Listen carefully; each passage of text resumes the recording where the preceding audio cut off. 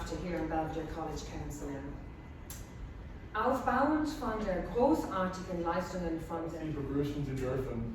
Zunächst möchte ich über die tolle Erfahrung des Deutschlernens sprechen, die wir in Belvedere genießen. In dieser Schule lernen wir nicht nur an College über zahlreiche Alumni in der Kunst. Davon zählt unter anderem James Joyce, der im April 1893 seine Jesuitenausbildung am Belvedere College begann. You probably already know, Belvedere College has many alumni from the arts world. One of these is James Joyce, who began his Jesuit education in Belvedere College in 1893. During his school years at Belvedere College, Joyce was considered to be an extremely able student. Ich will ein Mess zwischen mir und meine Vergangenheit.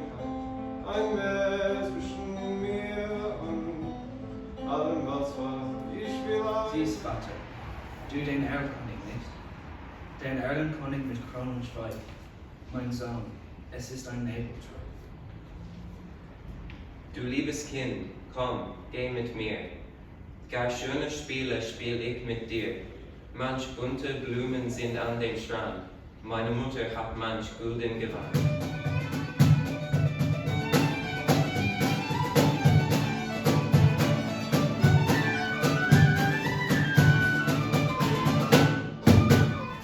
Frühling ist wiedergekommen, die Erde ist wie ein Kind, das Gedichte weiß. Wähle, oh Wähle, vor die Beschwerde, langen Lernens bekommt sie den Preis. Streng war ihr Lehrer, wir mochten das Weiße an dem Bart und altes Maß. Fine, but I think you picked the right one. Anyways, so really very much impressed by the standard of your German, but I thought, at least we said, I'm going to do this in English now. So, thank you so much for putting up this wonderful program. Vielen Dank. Sehr nett. Vielen Dank.